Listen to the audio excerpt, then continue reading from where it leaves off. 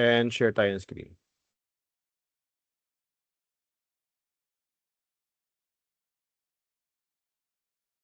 There you go.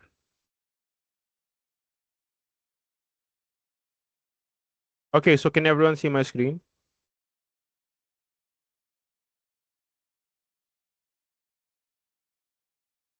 Yes po, sir. Okay, great. So, konting review lang tayo sa mga ginawa natin from last meeting. So, last time magsimula na tayong mag-model ng mga chess pieces, right?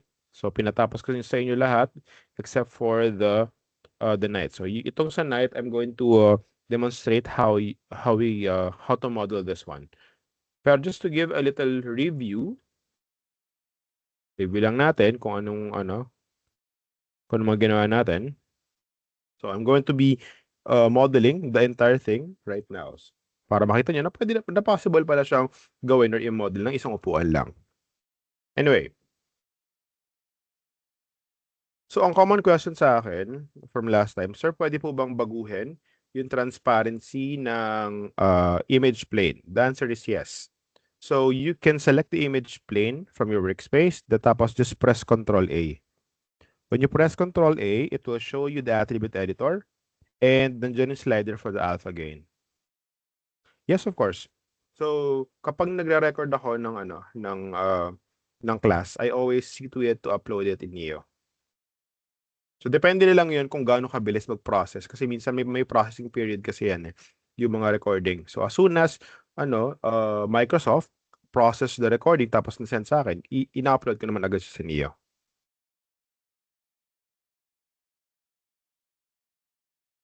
Okay, so regarding Maya, as much as possible guys, mag-install tayo ng license and software sa mga computers natin. That way we can practice and we can continue yung mga plates na ginawa natin from the school. So even though I told you to always do the work in school, pwede nyo naman siyang iuwi. Pwede nyo siyang i-continue. That way, edi pagkatapos, for the next meeting, tapos nyo na. Right? So ito naman this is just educational license. So wala kayong babayaran dito. And this is good for 1 year. So isang taon siya, hindi siya for 1 term. So and if I'm not mistaken, this is also renewable every year for as long as estudyante kayo sa iAcademy.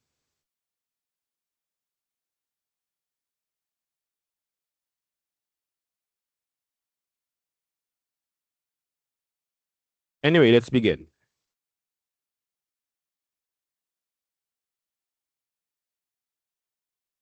Again, so as I was saying, sa attribute editor ng ng image plane nyo, we have here the alpha gain. As you can see, we can adjust the transparency of the image plane. Yeah. Okay, so let me just do a quick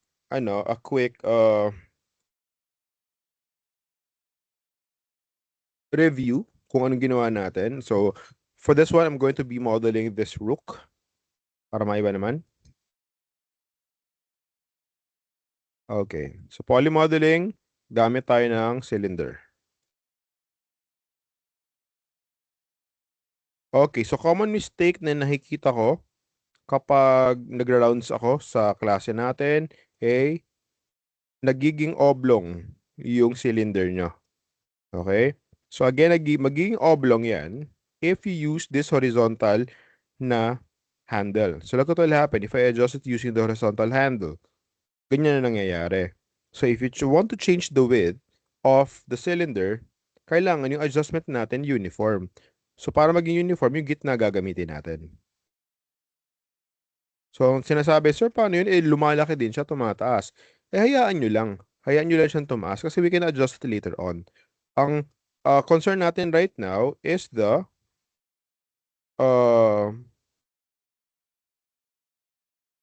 length. Yan. So yung height, scale nyo ulit, gamitin nyo naman yung vertical. Diba? So ganoon lang yun. Just don't use the horizontal one. That way, perfect yung cylinder nyo.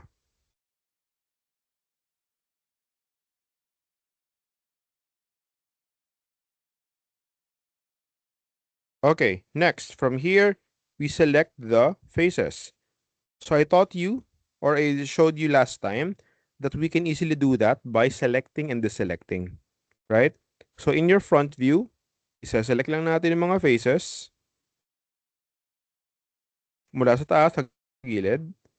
And of course, when we do that, the faces on the side will be selected as well. So what do we press to unselect or to deselect the faces on the side? Can you still remember? Ano yung pinipindot natin to deselect? Anyone?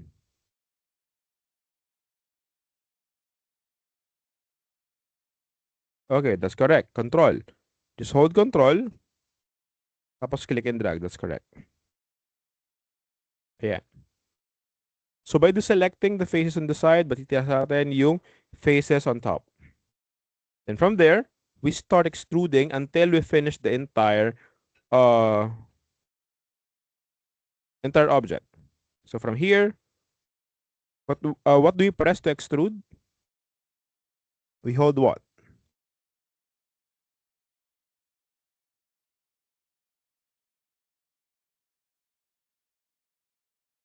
Anyone? What do I press to extrude like this? Shift, that is correct. So I can hold shift on my keyboard, then extrude, then from there I scale. So all we need to do is just to follow the grooves of the reference. Tapos just continue extruding hanggang sa matapos natin yung buong object.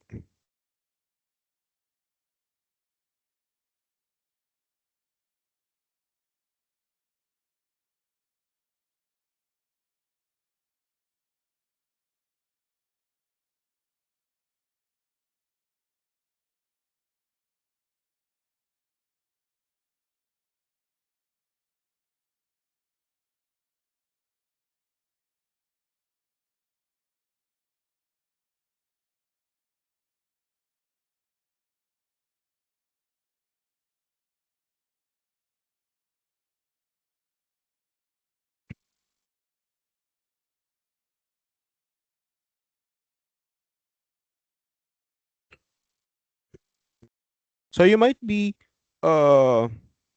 seeing some faster techniques online to create these chess pieces, but please remember that what you are learning here is the fundamental. So the reason why we are choosing this technique kasi ito yung pinaka-fundamental ng modeling.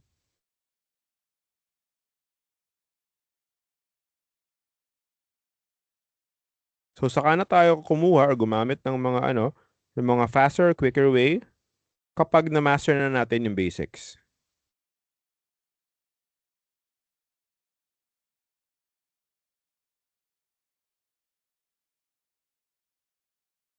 There. So I have here the basic shape of the rook. Okay. So can you still remember how to make this hollow? So paano natin siya bubutasan? Anyone?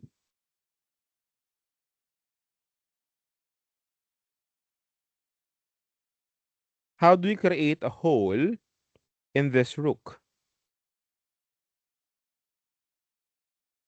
Any suggestions? Extruding scale po, sir. Extrude inward.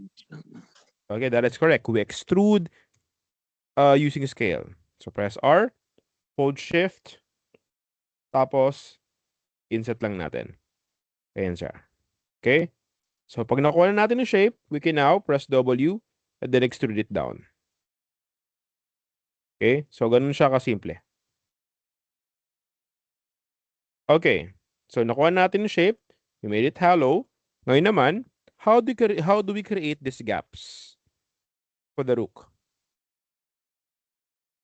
Select the faces on the top. Okay, that is correct. So we'll be selecting particular faces on the top. So para dito, I think we can just select 3 faces. Tapos let's leave a gap of 1 face.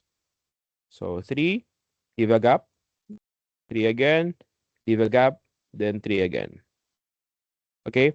So I suggest, guys, when selecting this particular faces in your object, as much as possible, try to double check your geometry. Kasi sometimes, kapag we are selecting the faces, we somehow accidentally select a face that is not needed. So for example, ayan, sinaselect ko to.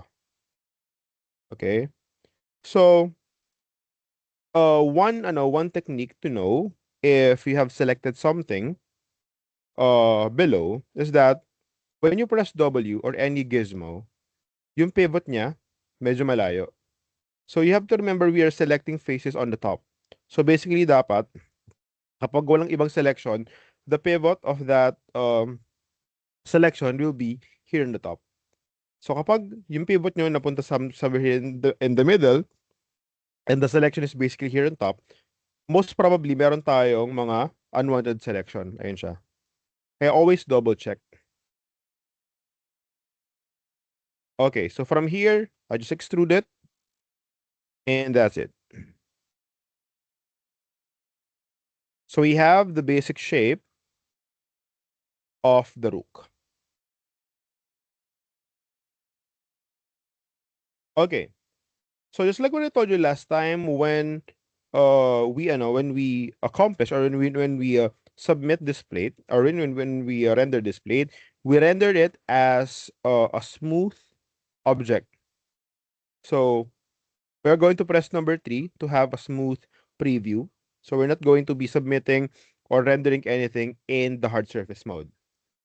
So when I press number 3, this is the smooth select or smooth preview. As you can see, we lost the sharpness of the edges and the pointiness of the corners. So since there's a rook, we need those details. Okay. So how do we fix it again?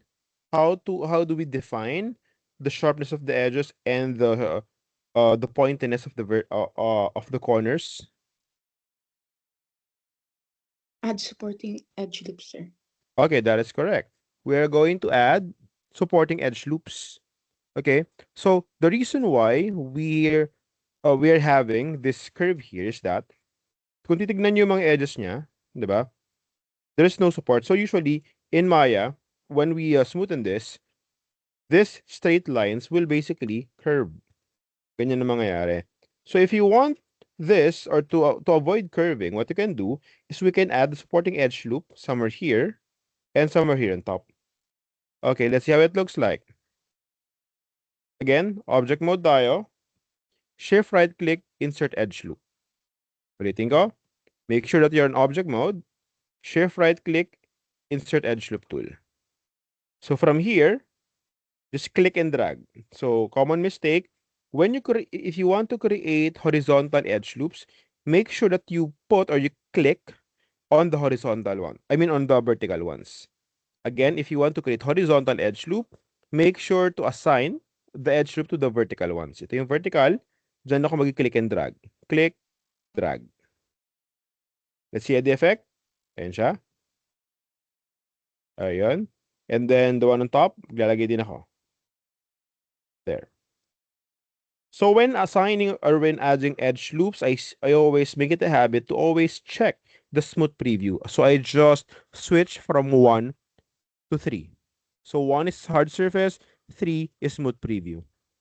So para makita natin yung effect ng edge loop na nilalagay natin. Okay, let me do that dun sa iba pang parts.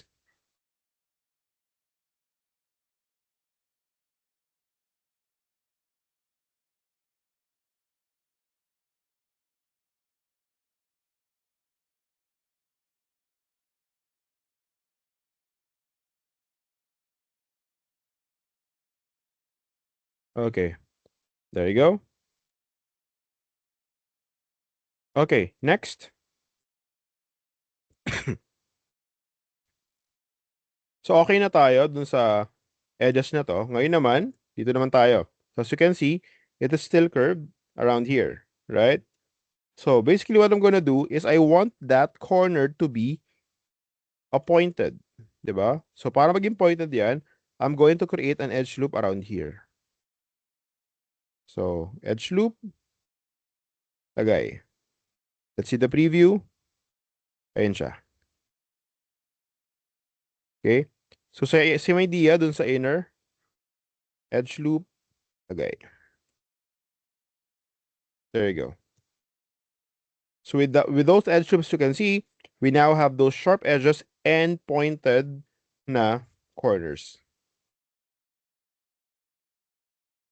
Okay, I'm also going to put an edge loop here sa ilalim para mawala itong ganitong klaseng curve. So again, just an edge loop here. It will look something like this. Got it?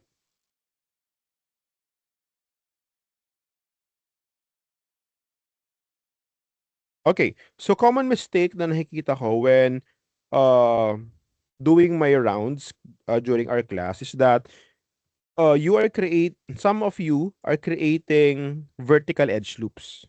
Although it's not bad at all, pero when you create vertical edge loops, nagkakaroon siya ng imperfection. So yung cylinder natin hindi siya naging cylinder, nagkakaroon siya ng kanto.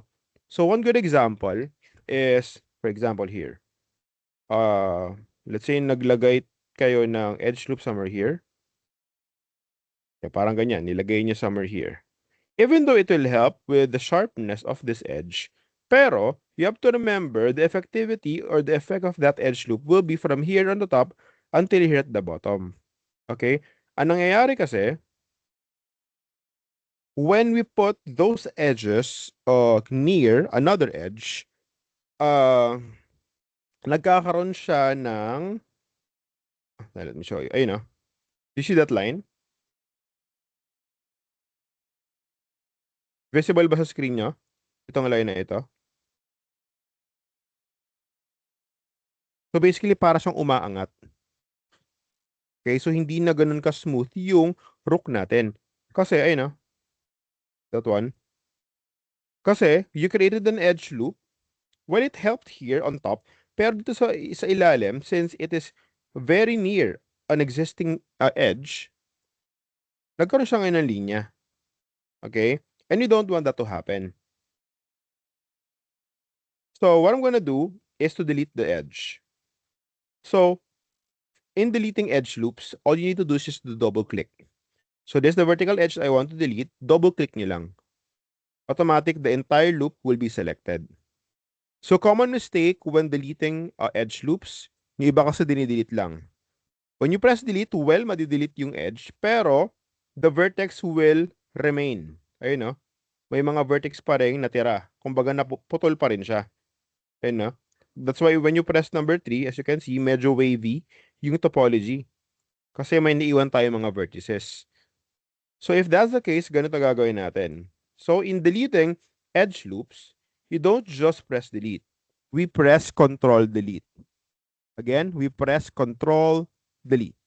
When you press Control Delete, it will also remove the vertices created when we apply those edge loops. Nakuha ba?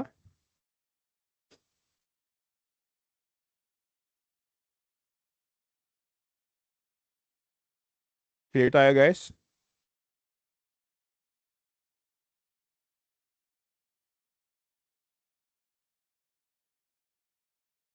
Okay, great. So let me just add additional edge loops here.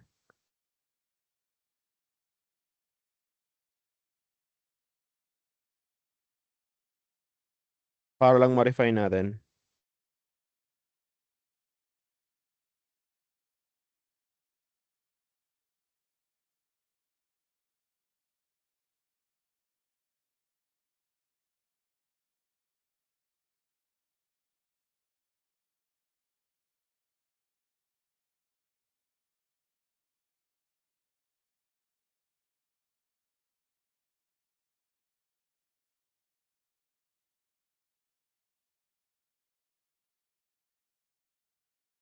Okay, so this one should be defined as well. Then here.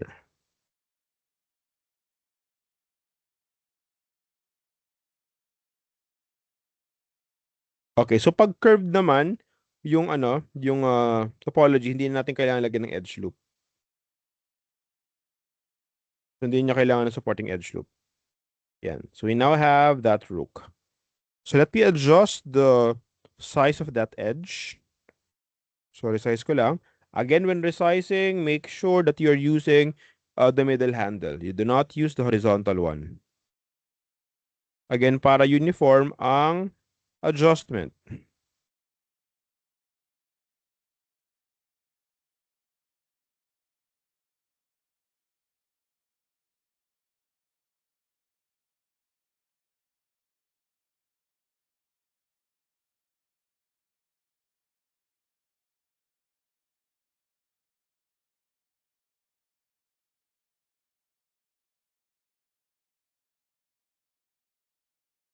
Okay, so just adjusting the size and that's it.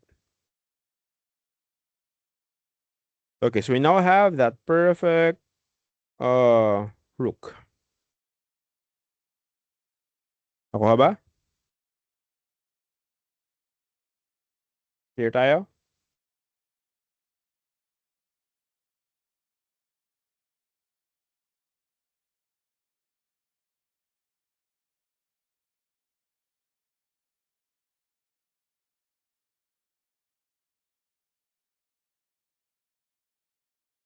Okay, next. So by the way, guys, if you're going to notice here in my workspace, here in the perspective view, hindi natin nakikita yung image plane ko. While here in the front view, I can see my image plane. So what I did here was simply here in the perspective view, I simply pressed F4. Sorry, Alt 4 lang pala, Alt 4. When you press Alt 4, it will disable yung image plane. Or kung nakalimutan nyo naman yung shortcut, you can always go to show. This one, may show naman dyan. Just click show, viewport, tapos disable nyo lang image plane. Hindi na siya makikita. Para that way, we have an idea of how the geometry looks like after modeling. Any questions?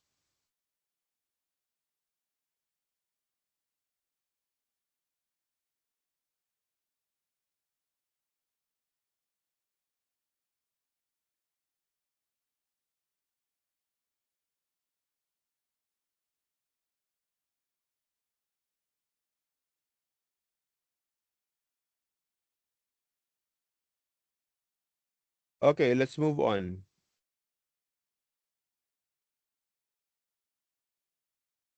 Okay, next. So yung mga ibang parts, same idea lang din naman yan. Dito na tayo ngayon sa night.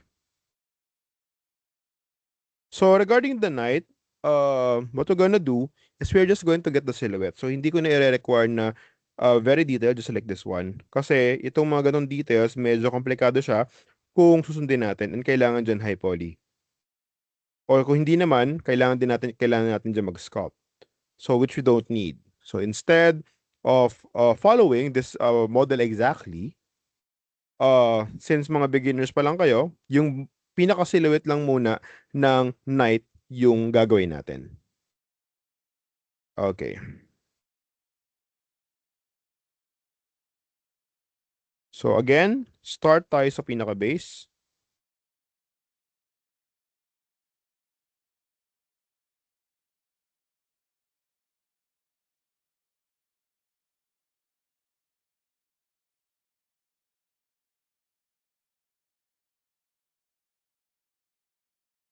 Then from there, we start extruding.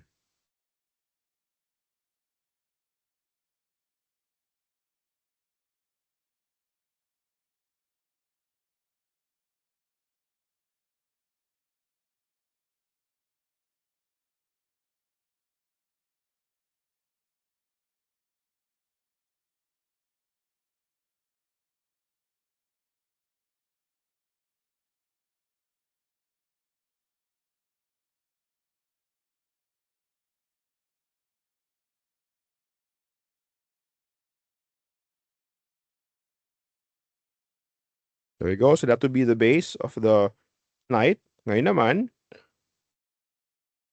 doon na tayo sa body.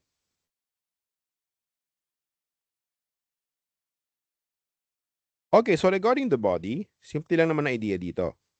So it's still a matter of extruding. We're going to extrude. We're going to scale. But, ang difference dito, dalagdagan natin siya ng rotation. So for example, yan. Extrude natin. And as you can see, the line of action of the head ng knight is going to screen left. So, i-rotate ko siya ng konti. Rotate, then scale.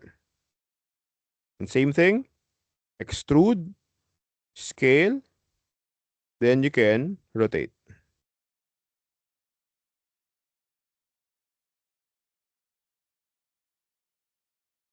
So, we just have to cover itong buong part na to. Scale it, then rotate.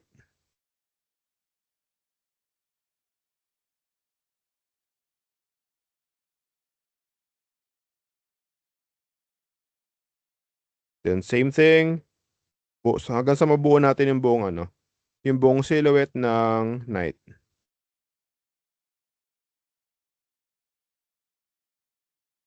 Rotate, move.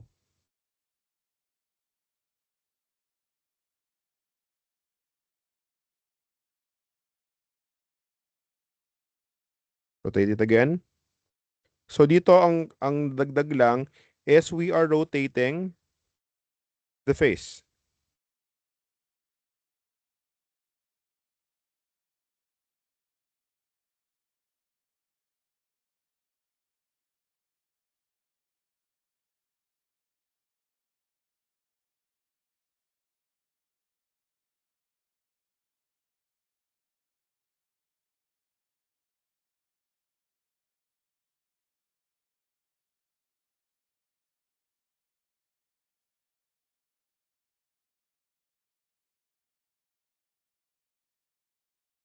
Yan.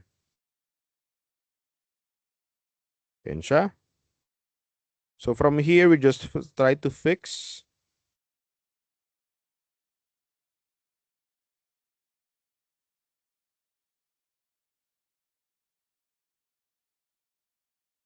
And i-fix lang natin yung orientation ng mga edge loops. Yan.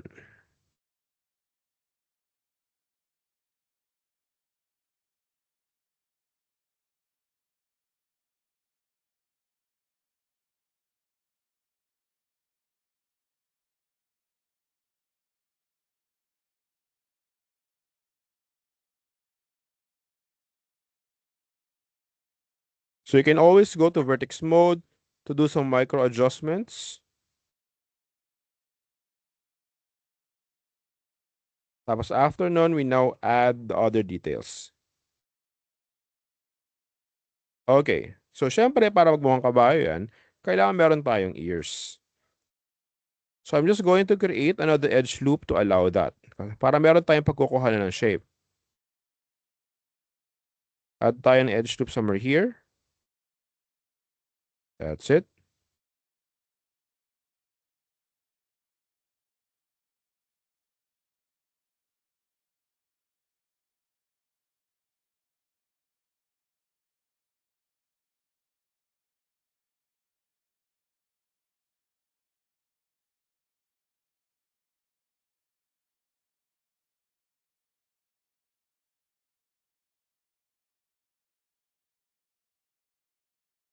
Okay, so from here, we select the faces for the ear.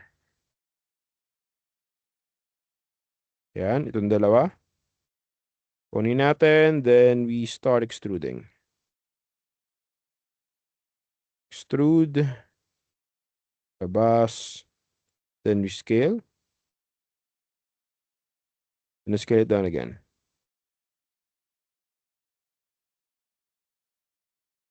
Okay, so that will be the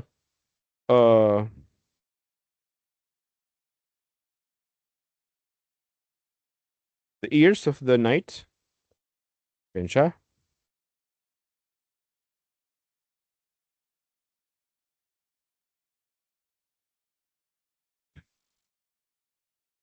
We can also extrude this a bit. So, pwede kong scale, extrude, tapos ipasok lang natin ng konti.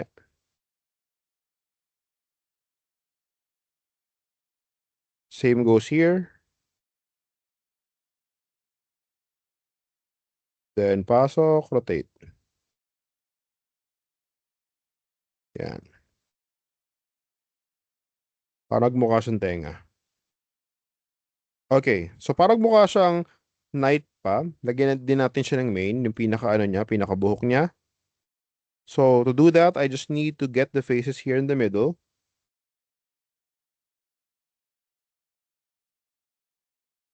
Hanggang dito. Yan, double check. Baka meron tayong accidental selection. Then from there, we press extrude. Extrude. Then, ilabas lang natin siya. There you go.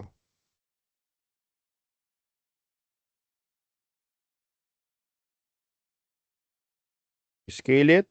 And that will be the main for our knight. So, let me just do some micro adjustments. So, punta ako ng vertex mode. Then, I simply adjust the shape to somehow still follow the silhouette of our reference.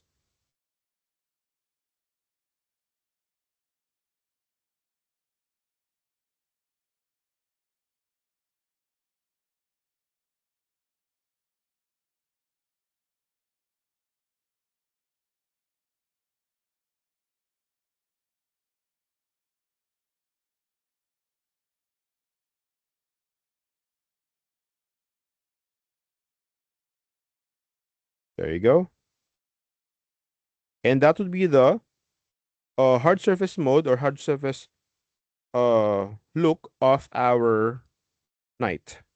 So all we need to do now is just to add edge loops to define the sharp edges. So I'm going to put one in the main. Yan. So para defined yung main natin.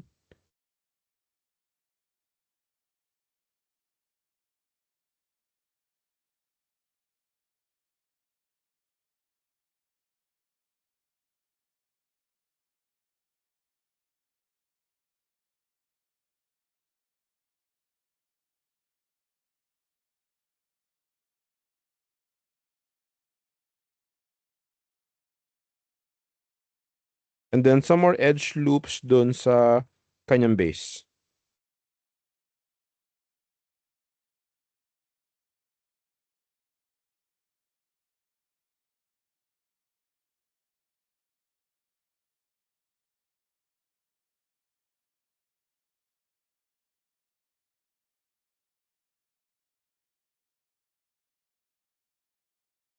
Okay.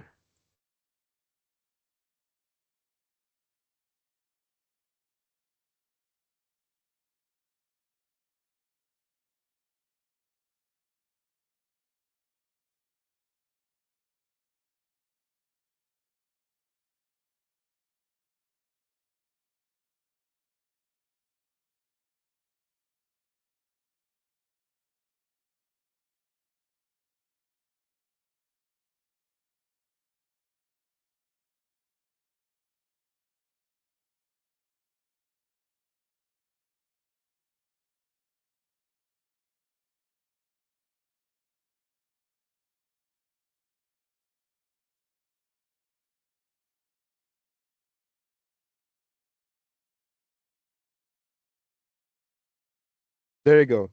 So if you want to put some more adjustments or some more details dun sa ating knight, we can always go back to the vertex mode.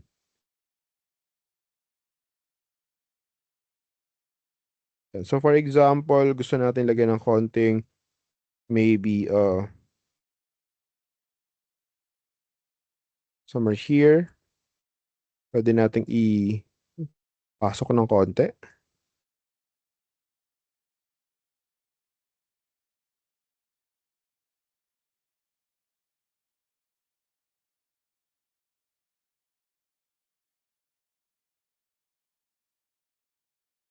Then some things here.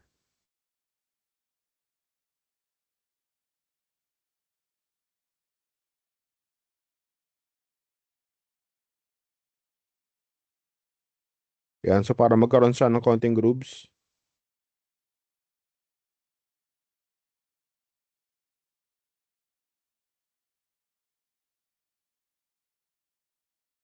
Yung part na to, I can move this down. Then, ito naman, pwede ko akong palakihin ng konti.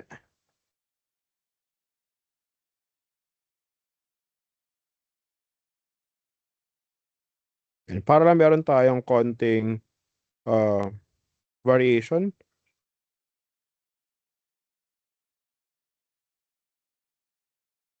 Yeah.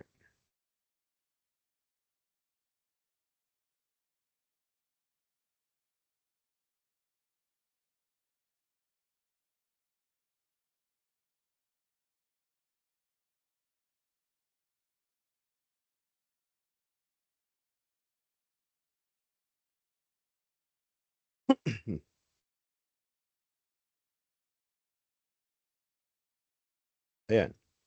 As you can see, may konti tayong detail for the night.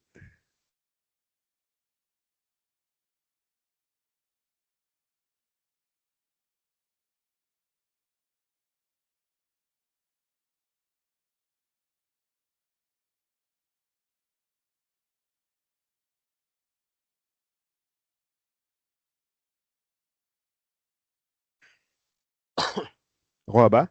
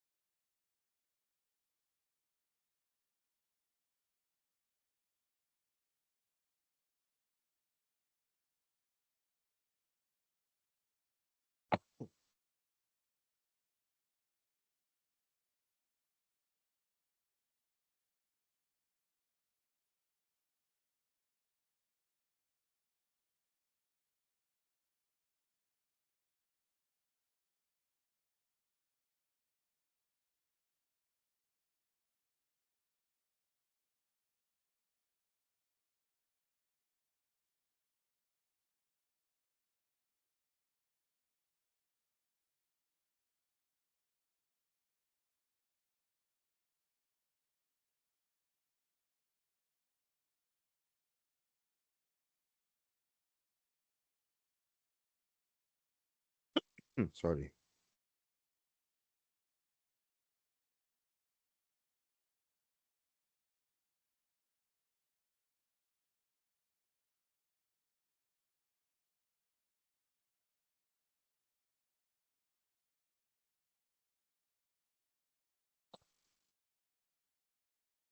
Okay, any questions regarding the night?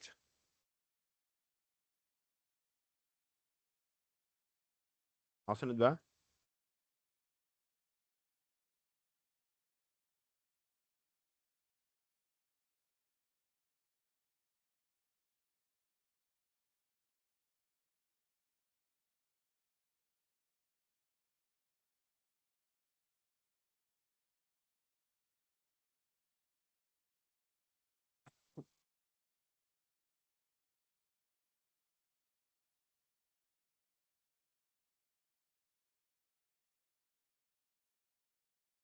Okay, so let me just do the other chess pieces quickly.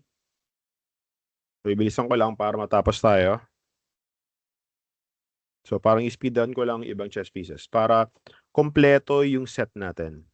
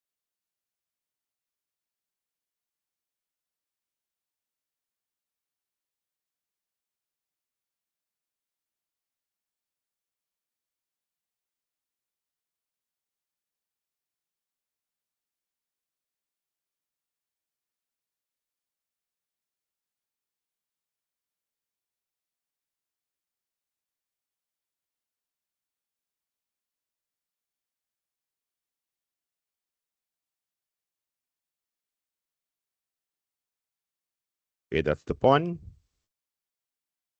Edge loops.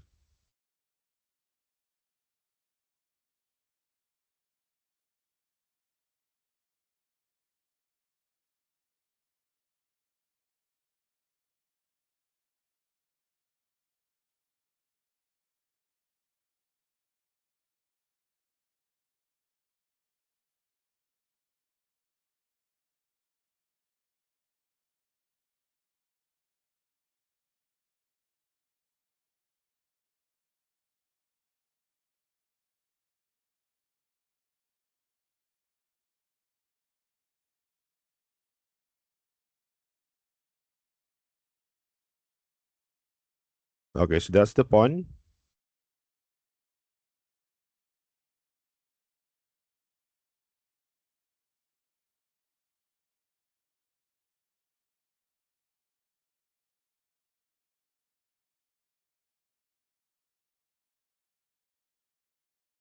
Okay. Tatlo na yung pieces natin.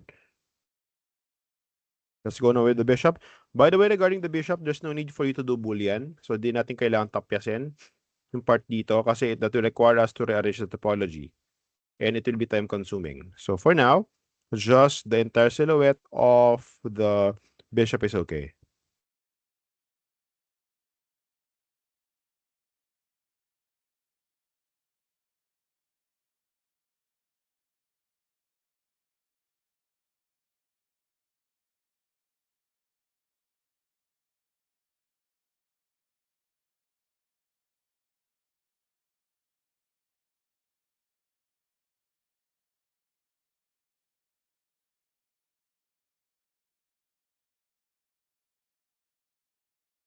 Maliwanag pa so far, guys? Nakasunod ba kayo?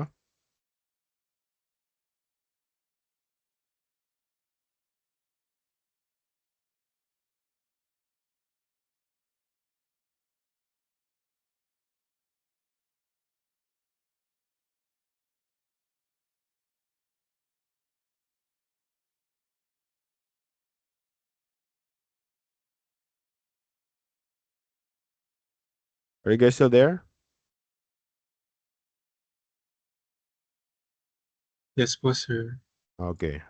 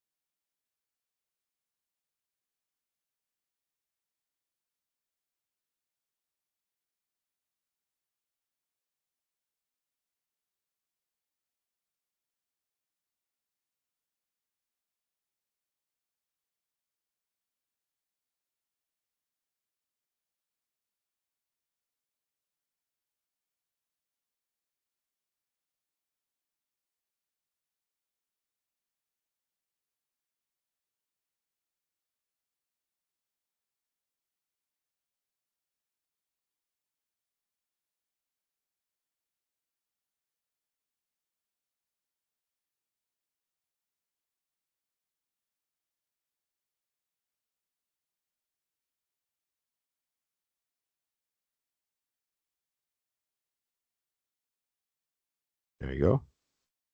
So that's the bishop. Lagyan natin ang edge loop.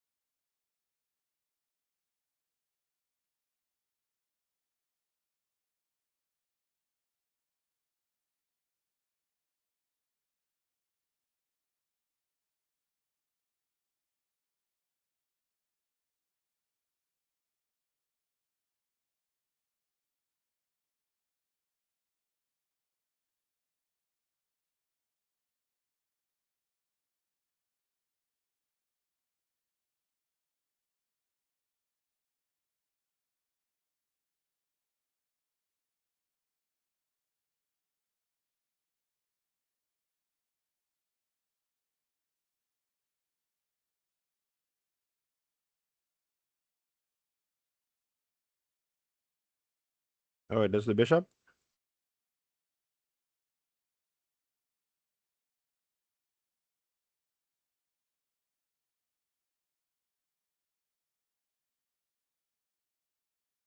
Yan. So, nakaapat na tayo. Dalawa na lang.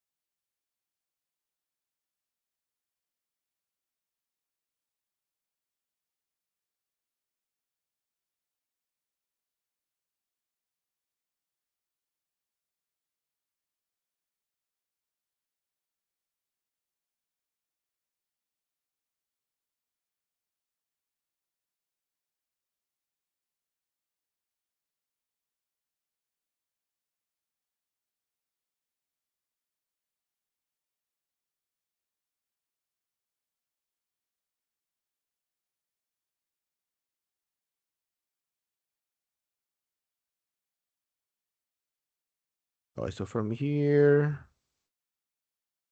ano siya?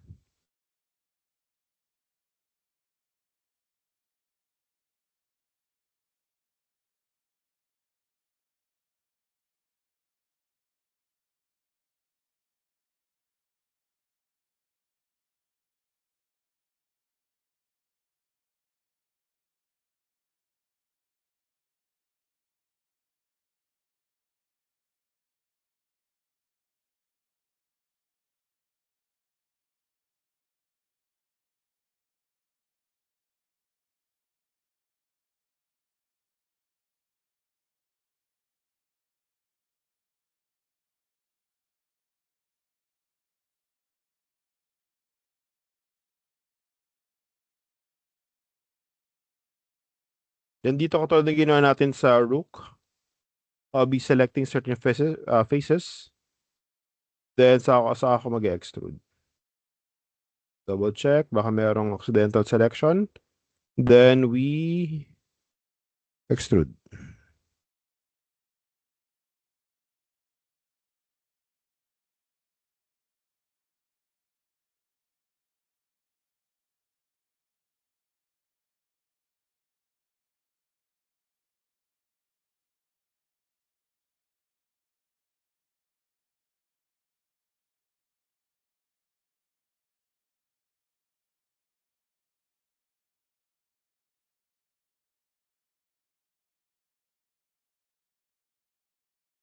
So that will be our queen.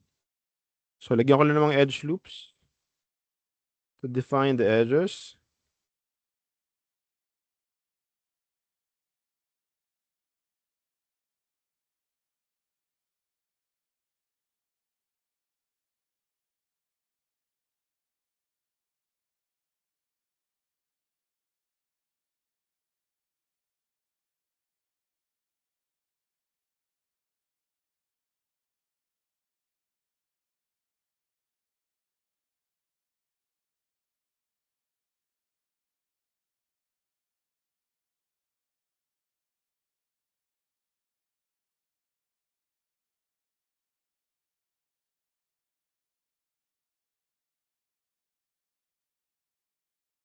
And that's it. We have the queen. So let me just adjust some edges here.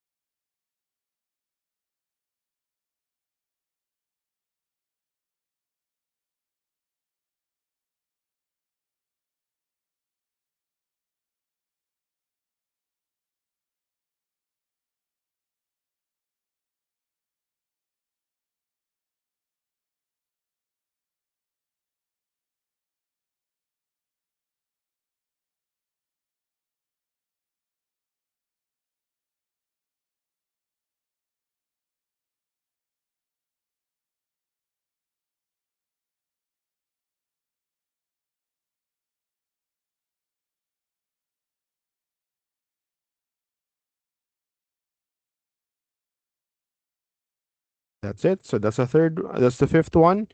And lastly, yung king. Tapos after nito, I'm gonna show you how to create a chessboard.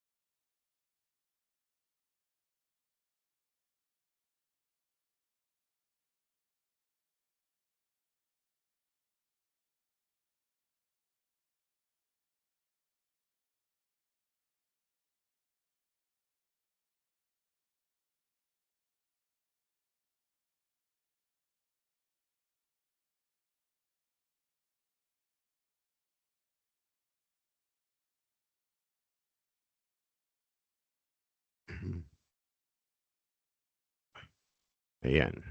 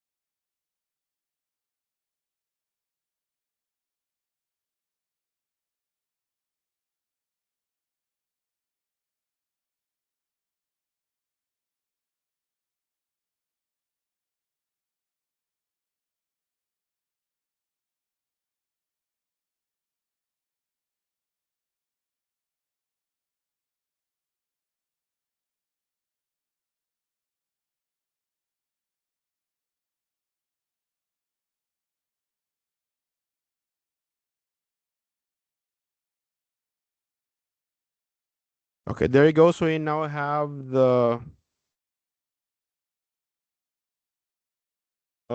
main shape of the king. I just need to create a separate object for the cross. Okay, so again, for the cross, I will just be using a very simple cube.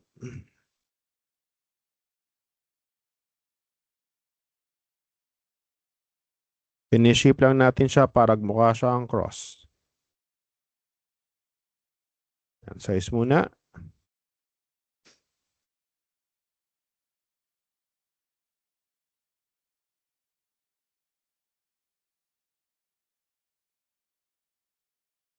Yan. So from here, I just need to get the top and bottom.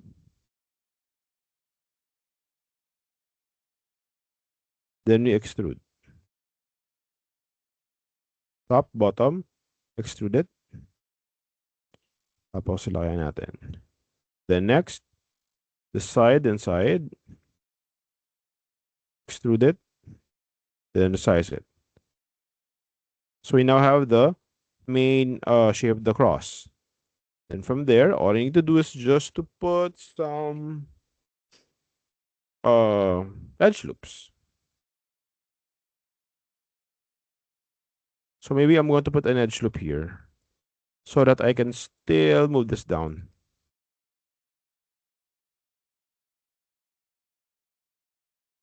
And then another edge loop.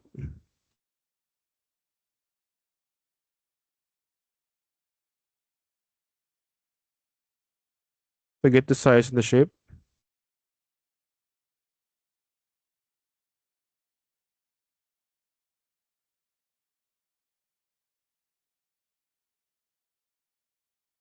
Here.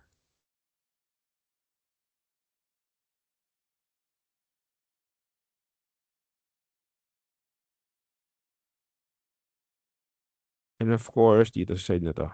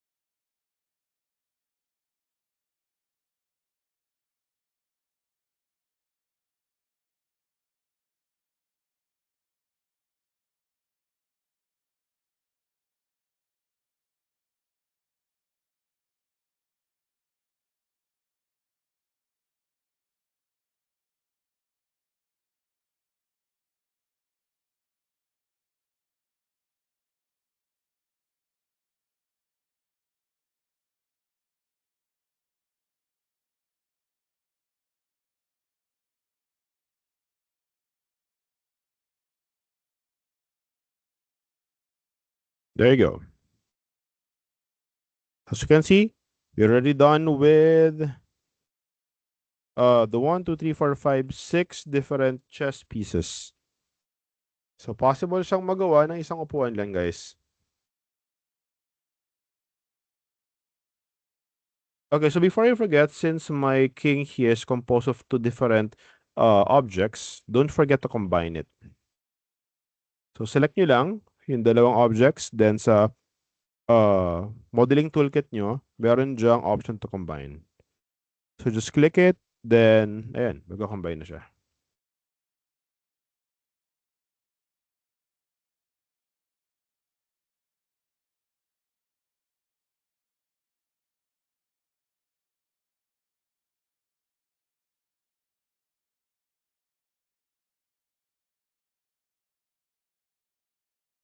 Any questions?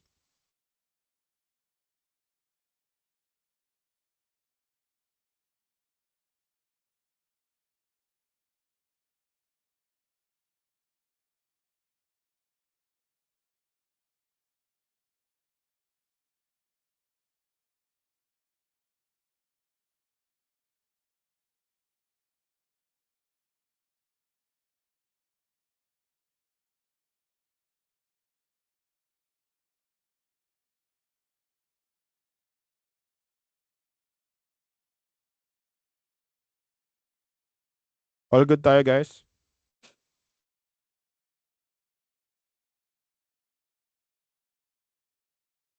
Sir, may question po ako. Sure. Gagawa po ba kayo ng Neo Dropbox para dito po or Yes, after ng... yes, gagawan ko siya ng new Dropbox. Okay po. Okay. Sige po, thank you.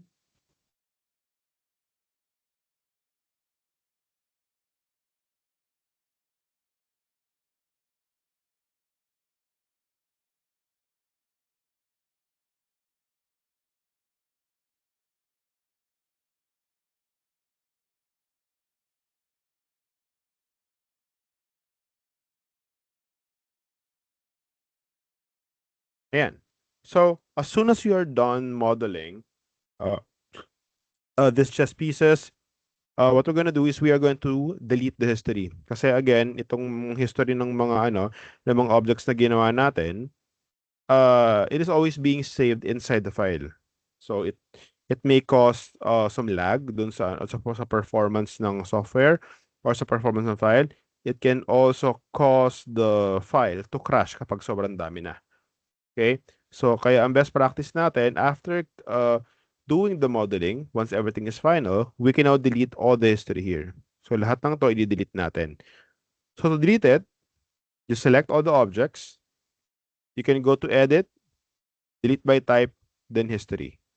Again, select all the objects, edit, delete by type, then history. Oh. So you can see, if I select the objects, wala nang history yan. Okay?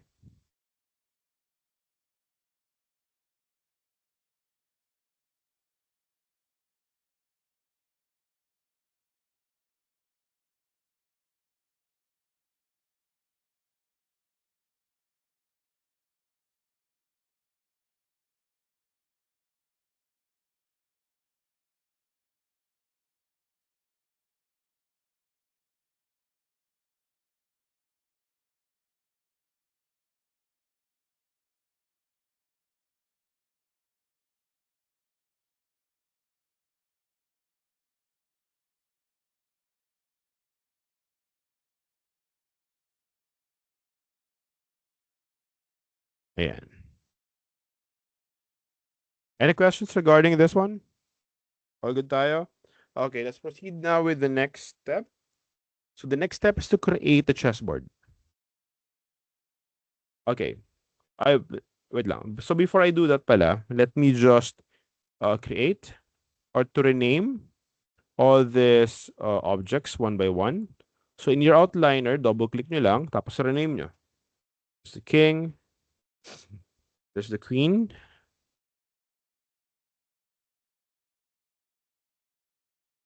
There's the bishop.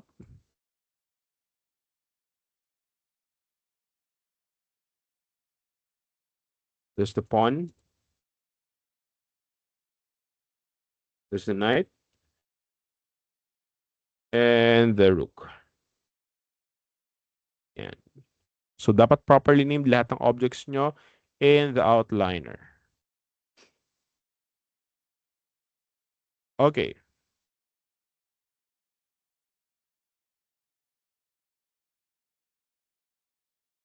Gawa naman tayo ngayon ng chessboard.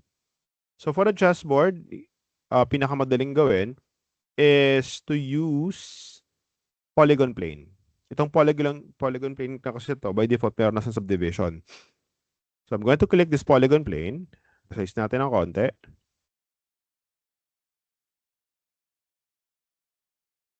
Yan. Then, sa polygon plane na to, what we're gonna do is to change the subdivision. Kasi by default, itong polygon plane, it is subdivided into 10 equal portions. So, 10 by 10 yan.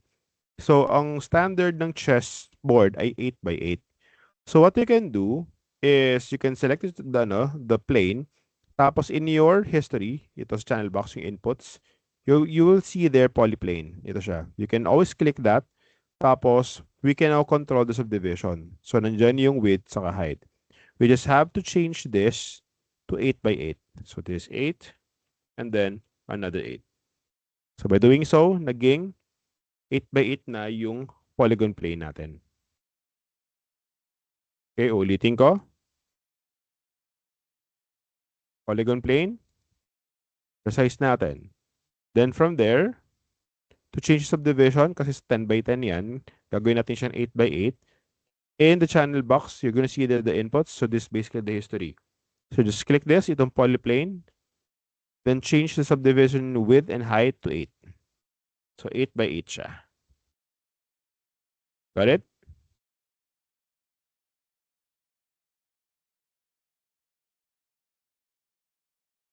Okay, next. As soon as you have created itong plane, let's now extrude it. So to extrude, you can just go to face mode, tapos extrude nyo lang. Then, I'm going to extrude it one more time. So scale, inset natin. So basically, parang gumagawa ako ng frame niya. Let's do it again. Then, angat.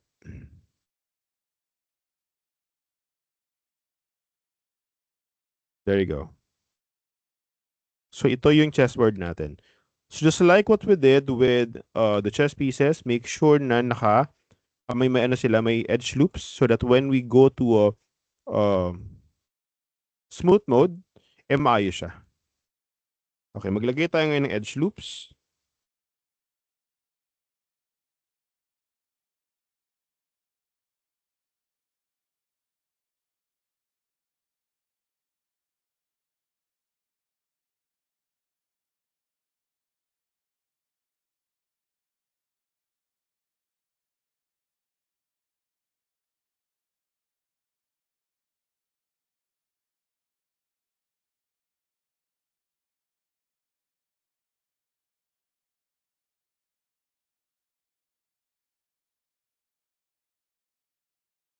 Then another one here.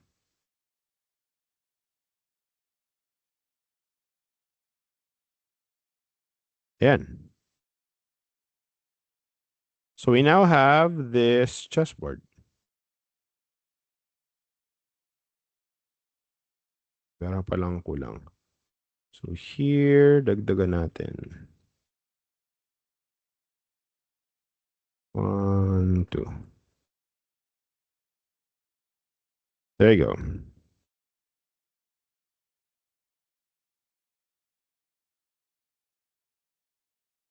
Okay. So obviously, para makita natin yung subdivision ng chessboard na ito, kailangan syempre, lagyan natin siya ng kulay. Let me delete the history first. So we need to create different colors here.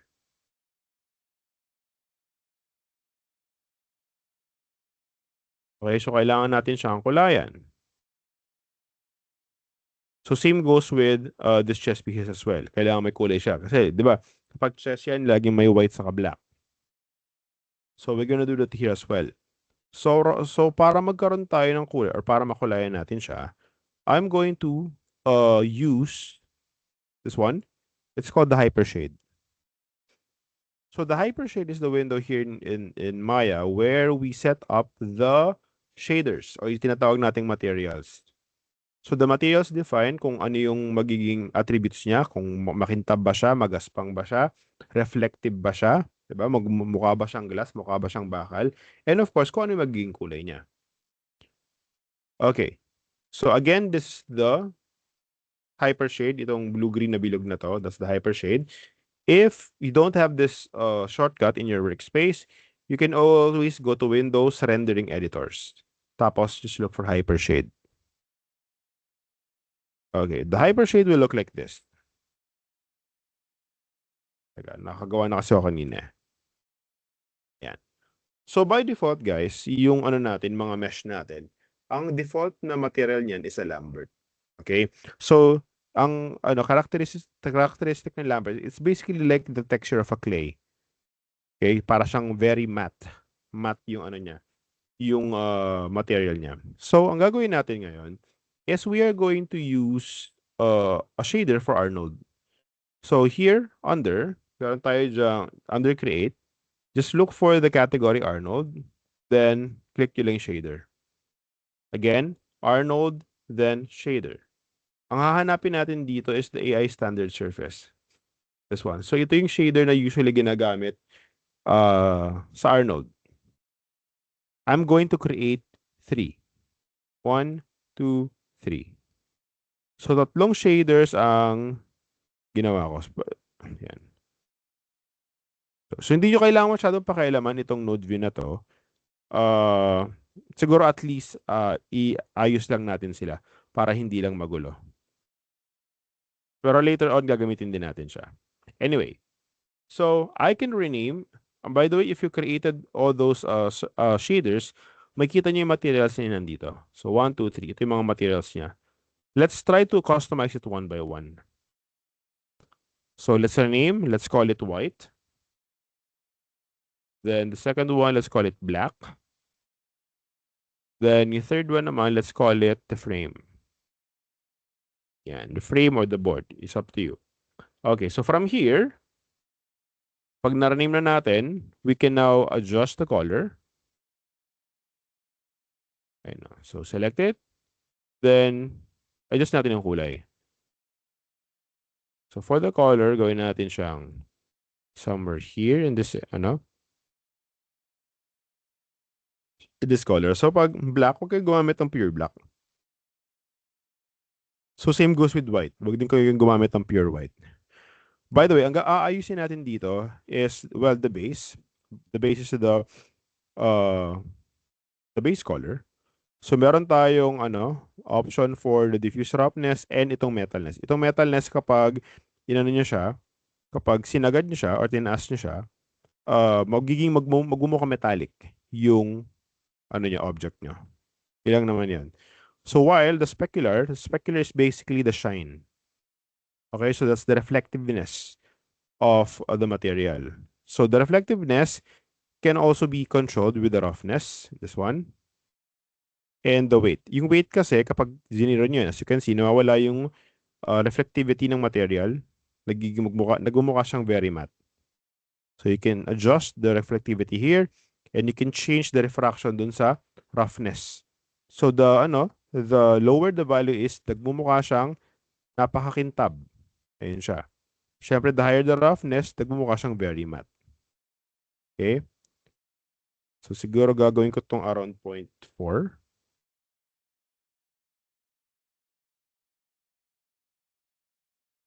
There we go.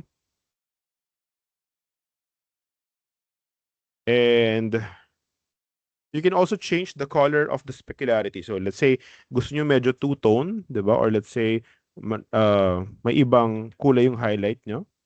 Pwede nyo baguhin yan. So let's say gawin natin yung highlight niya medyo blue. Yung yung kulay. We can define it here as well. So parang naka two-tone siya. Okay?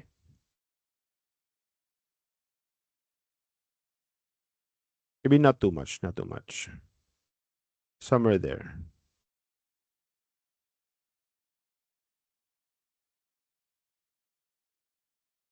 Okay, sure. Uh, what do you mean images? You mean the reference?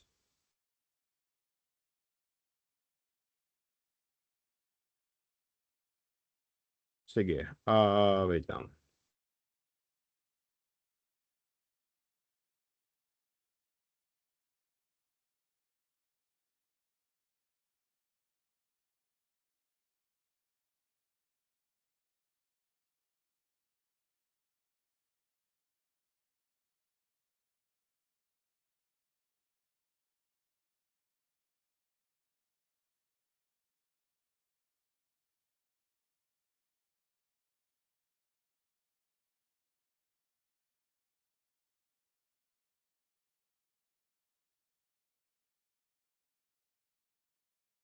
There you go.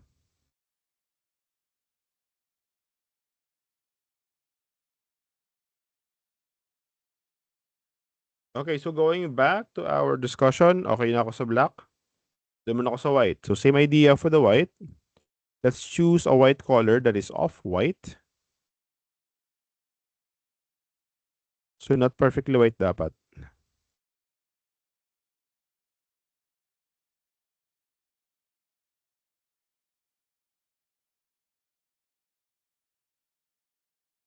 Yan. Siguro medyo brown natin ng konti.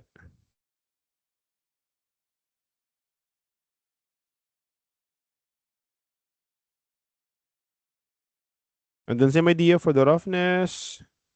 Gawin natin siyang around 0.4 siguro. Para hindi sobrang reflective.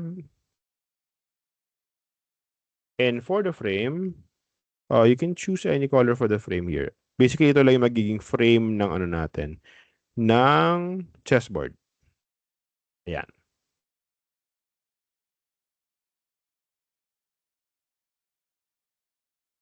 Gawin natin siyang somehow very rough. There. Okay, so as soon as you have set up all those materials, we can now apply it directly to our objects. So basically lang naman ng pag-apply. Select mo lang yung object mo, hold right click, tapos sa pinaka-ilalim, you will see there assign existing material. So mangyayari dito, as soon as you have created all those materials, yung mga materials na yun lalabas sa existing material. Ito siya.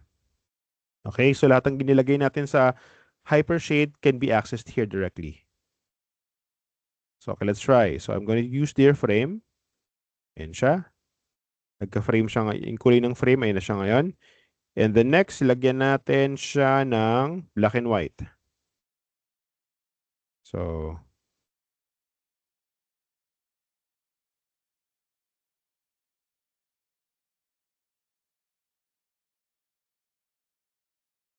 okay.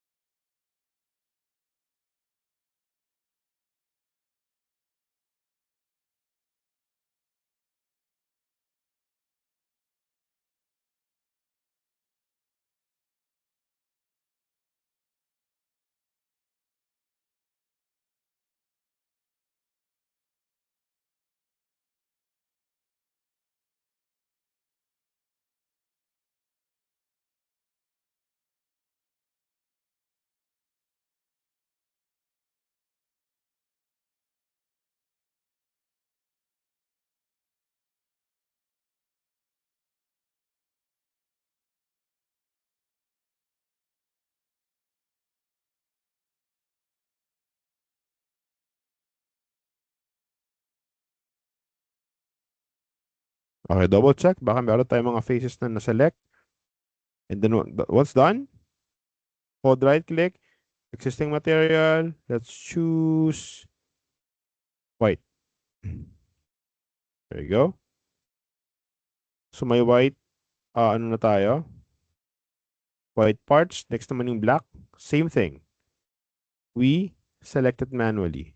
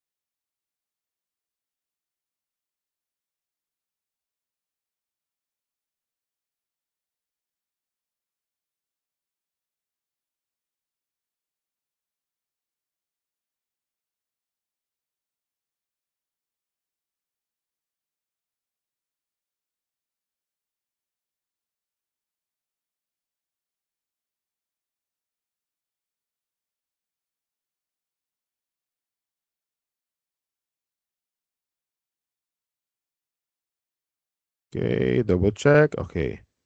So this will now be black. Right click. So next is material, then black.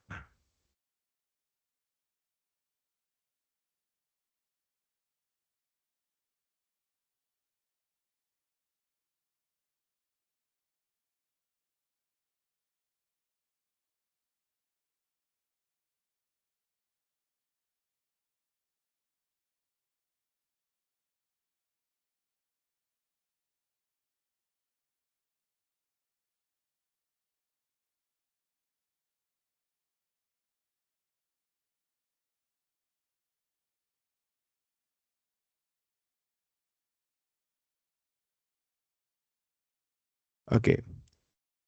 So this now how the chessboard will look like.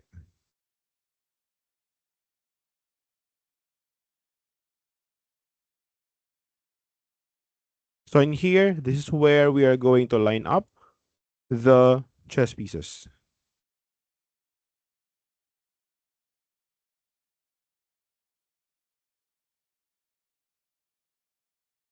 Okay, so ang gagawin ko dito, I am going to duplicate. So easiest way to duplicate is by just by going to your object mode, tapos hold shift. Hold shift, then move. Mag-duplicate na yan. Okay? So usually ang pwede natin gawin dito is we can just fix first the first set. So one set muna gawin natin. So top view.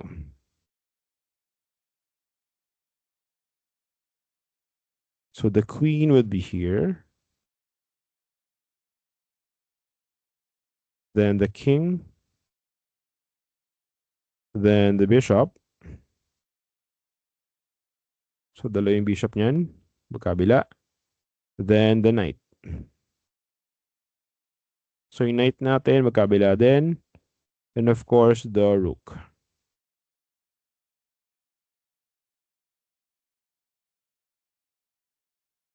There you go.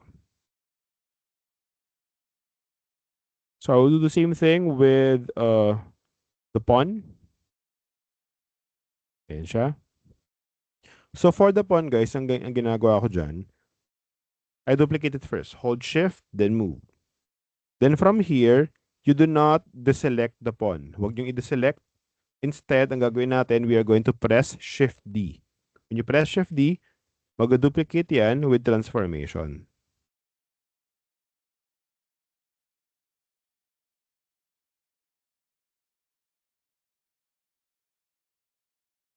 Again, I just press shift D. Shift duplicate. So that's duplicate with transformation.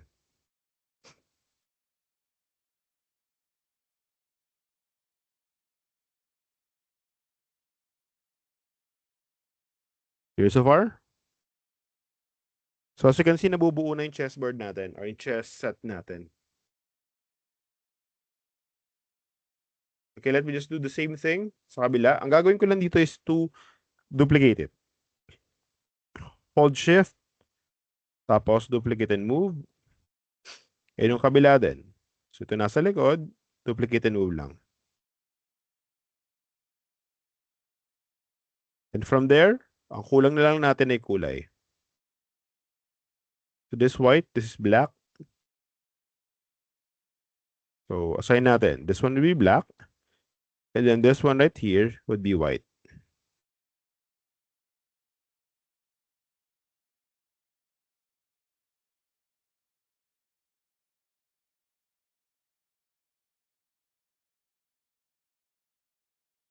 This one white. Then this one, gawin natin black.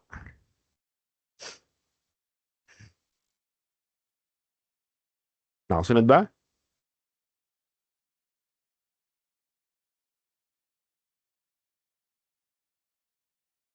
So from here, we are now ready to render. So para malilis lang itong outliner natin, let me just do the grouping. I-group ko lang itong mga objects na ito. To group it, just press Ctrl G. Let's rename it. I'm going to call it black. Then this one, I'm going to call it white.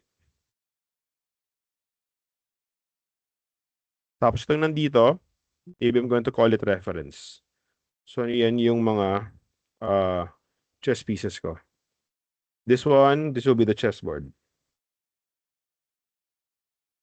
There you go. Okay? So, properly named lahat sa outliner ko. Okay.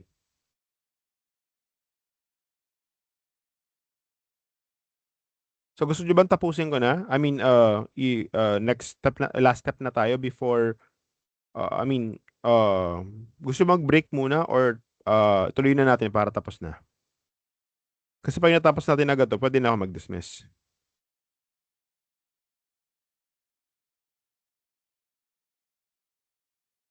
Okay, tapusin na natin. Okay ba sa iba? Tapusin na natin?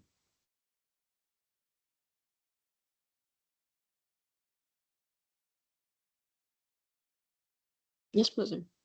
Okay, sige, let's finish it. Okay, so in your plate, I will be requiring you to create 2 renders. Dalawa ang i-render natin. The first one is this set. So itong lahat ng to, kailangan natin siyang i-render na magkakasama. Tapos yung second render naman natin, you'll be creating a creative shot for this chess set. So kumbaga gagawa kayo ng what do you call this? Ito ang pangalan. Basta, you're going to create a creative shot for your chess set. So unahin muna natin itong set na ito. Okay? So ang mangyayari lang, you're going to create something. Teka, hagawa na ako kanina nun eh. Going to create something like this. Here. Ayan. So naka-line up lang sila. Tapos yung isa naman, you're going to create something like this. So parang in-game yung mga chess pieces natin. So regarding the lighting, it's up to you. Okay. So let me just create the lighting first. So for the lighting, punta tayo sa Arnold. So we're going to be using Arnold lights. Then gamitin natin si area light. So si area light, guys, is very similar to softboxes. Are you familiar with softbox, guys? Sa photography class nyo? Naituro ba sa inyo?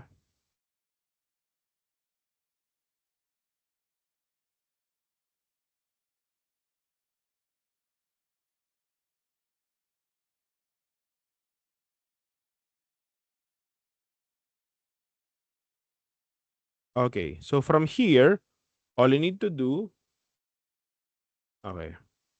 All you need to do now is just to see how it looks like when rendered. So, click natin. Just click render.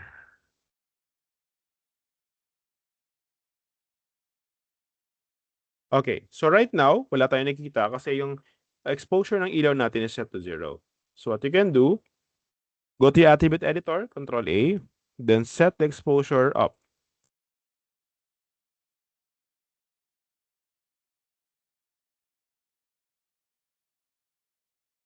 So gawin natin around the C5.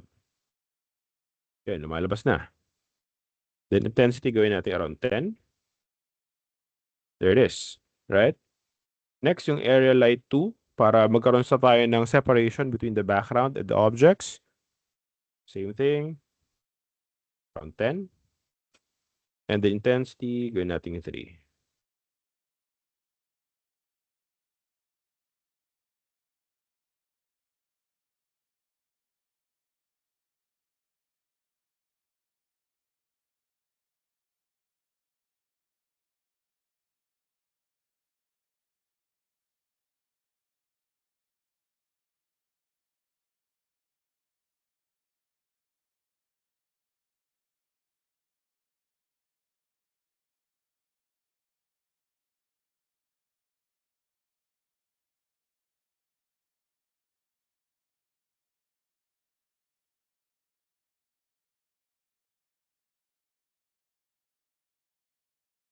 Okay, so if you want to put a backdrop, sa likod, maglalagay kayo ng mesh doon. Let's say gusto natin na meron siyang plane, somewhere here.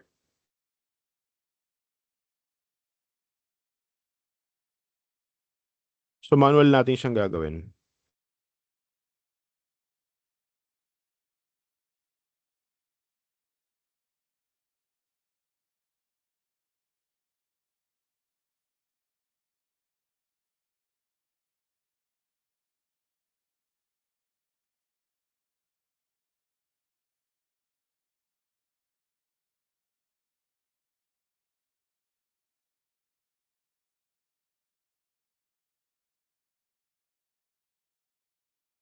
Okay, let's check it.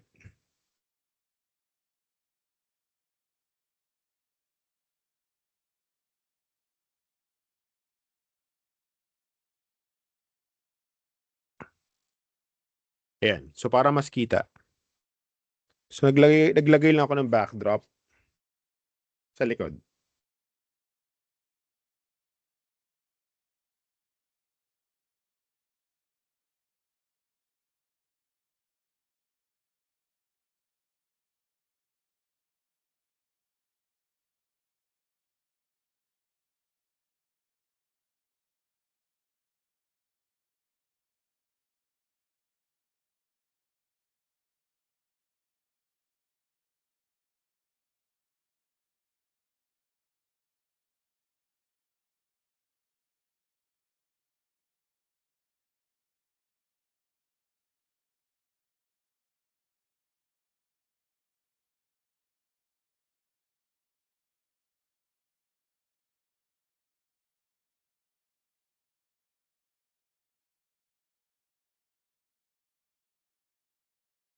Ayan siya. So yan yung kulay ng render natin. Okay, so let's render this out. So by the way, for the render settings, all you need to do is just to go to this button, display render settings, click it, and then just make sure that your image size is set to HD 1080. So 1080 gagamitin natin dito. So let's try it.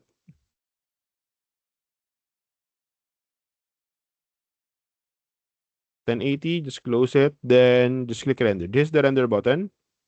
Yung parang clapper. This one. Then we render. Yan. So pagtapos na, the image will look like this, and we can now export this. So to export, ang gagawin nyo lang is just go to image, just go to file, here, then save image. Okay, ganun kasimple. Just go to file, then save image. Then from here, hanapin nyo lang kung saan nyo gustong mapunta yung image nyo. Then ang naming convention is this will be render1. Render1 underscore your surname. So render1 underscore your surname dot JPEG. Yan. I-define nyo dito kung ano yung magiging magiging file, extension niya. So since JPEG tayo, ilagay nyo JPEG. Render1 underscore surname dot JPEG. Just click save. By doing so, it will now be saved as a JPEG. Okay na siya. Okay, so this is one of the images that you're going to be uploading in Neo. Okay, so that's render number 1. Let's go now with render number 2. So sa render number 2,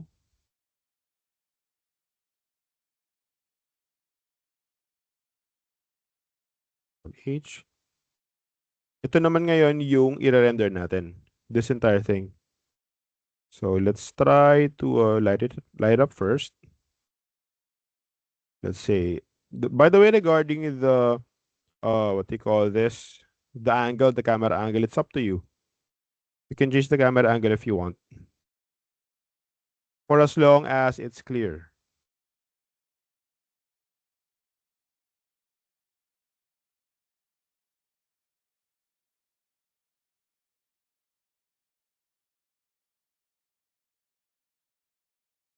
Yeah, so that's one. Siguro maglalagay pa ako ng isang ilaw dito somewhere here para meron tayong konting rim light.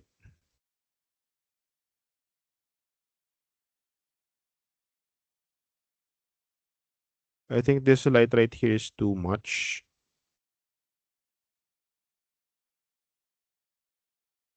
There you go. I think that's much better. Taasan natin intensity. Yan.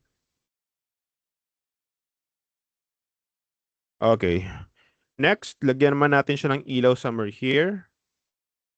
Dito sa dulo para magkaroon tayo ng rim light.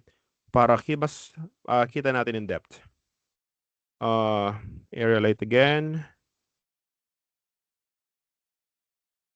Then let's make it face here. That's 90. Then make it bigger. So reminder lang guys the bigger the light, mas nagiging softer yung effect niya.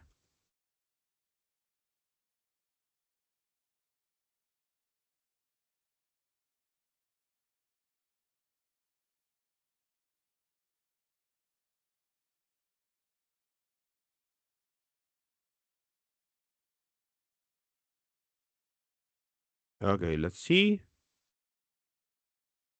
This to run the view. Let's try to adjust the parameters. So exposure muna, go ahead and 10.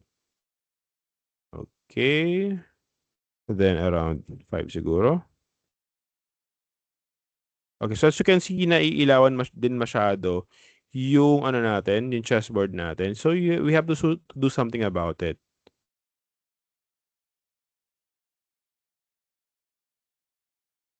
Lakihan pa natin ng konti. Okay.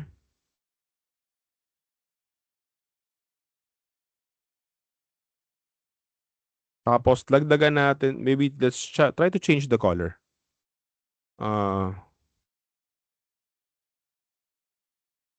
Somewhere here.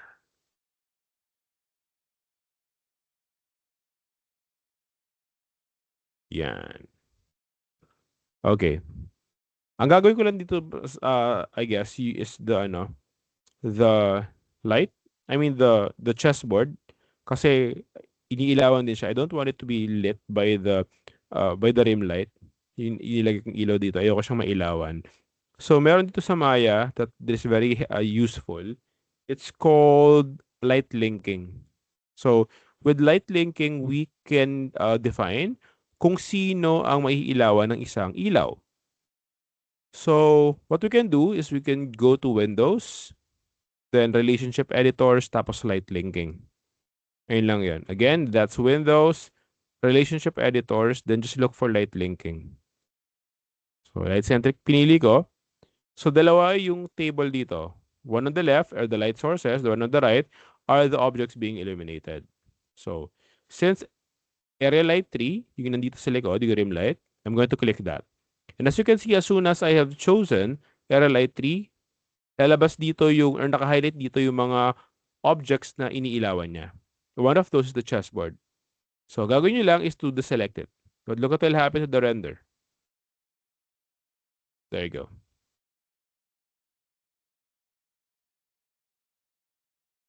So with that, mas ma-define natin kung anong ilaw yung naka-affect sa isang object.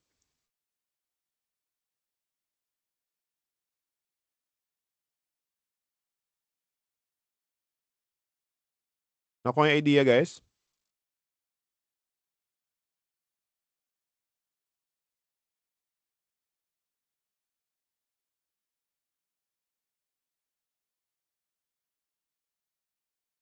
Hindi pwede nating ilawan ng konti itong chessboard para lumiwanag ng konti.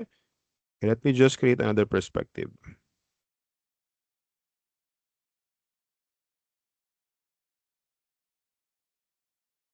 So dito is the first perspective. Then dito would be the second perspective.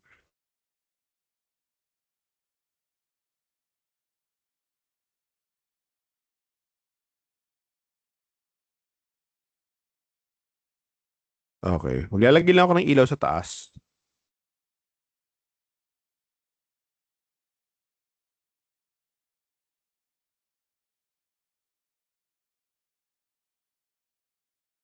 So this will serve as the light of the chessboard. Okay, tignan natin ang itsura niya when rendered.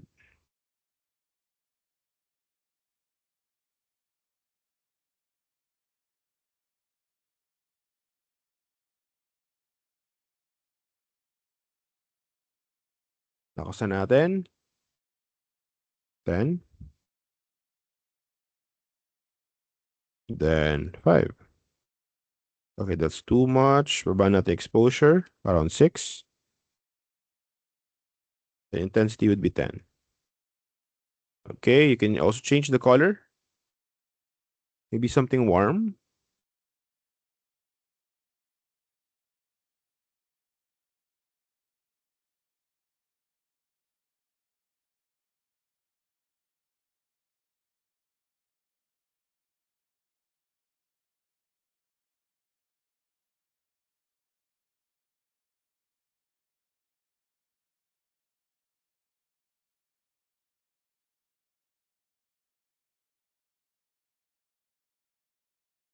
There you go. Again, we don't want that upper light, itong light na to affect the color of my chess pieces. So again, I'm going to be using light linking. Relationship editor, light linking, light centering.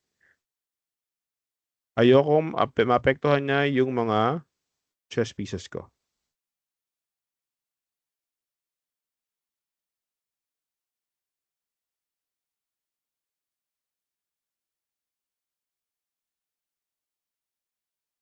Ayan. So only the chessboard.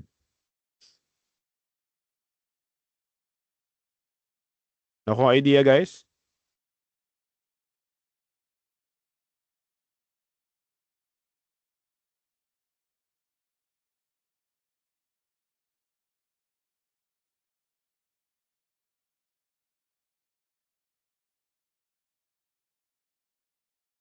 Subukan nating i-move. Then yung isa nandito rin.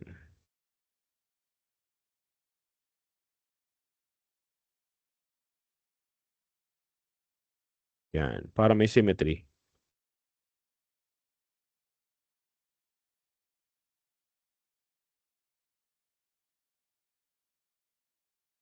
Ayan siya.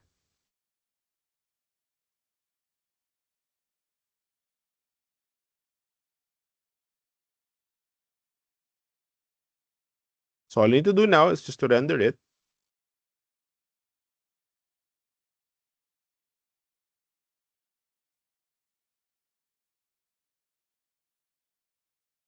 And that's it. So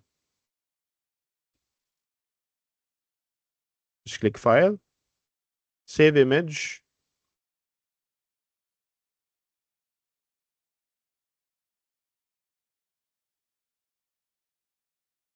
Then this will be render2. Render2 underscore surname dot JPEG.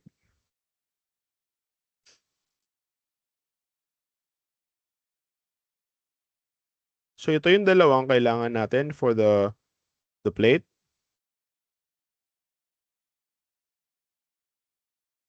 Yeah. So these are the two renders required for this activity. Any questions?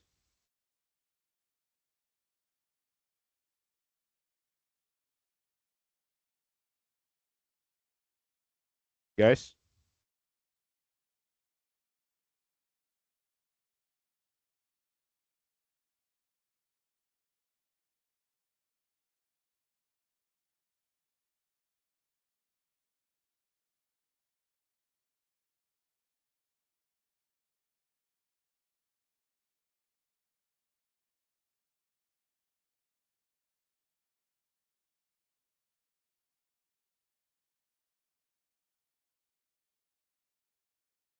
Okay, deadline for this one would be next week.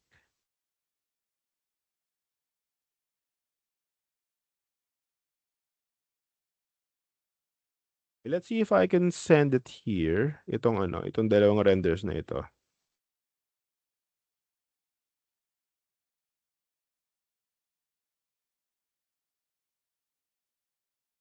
Kasi ayaw niya mag ng image. I-screenshot na lang natin.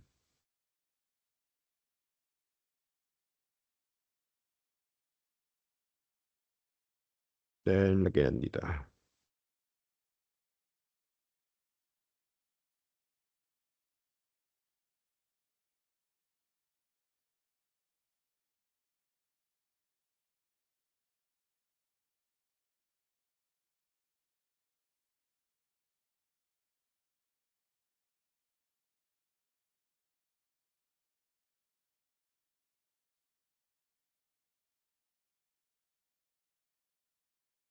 Ayan, so yun yung kailangan nating mga renders for this activity.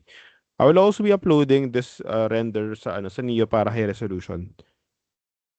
Pero I'm not sure kung magbubukas siya ngayon dahil let me check.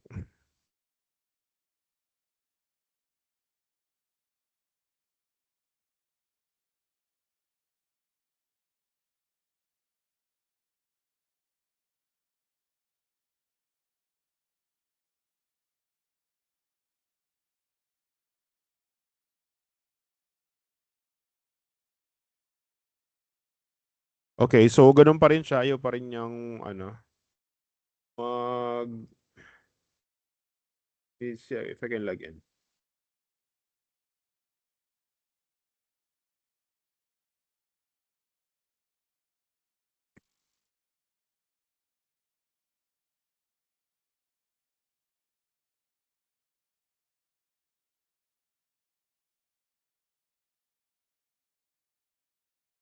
Ganun pa rin. Ayun no. So, gateway timeout. So, may problema ata ngayon sa network ng Neo. Pero sige, for the meantime, let's end the class muna since tapos na naman yung demonstration natin. So again, please find time to work on this one. Okay? So as soon as, i-stop na natin yung recording ko. Tapos di pala nag-record no? Then nag-record siya, don't worry. Stop recording.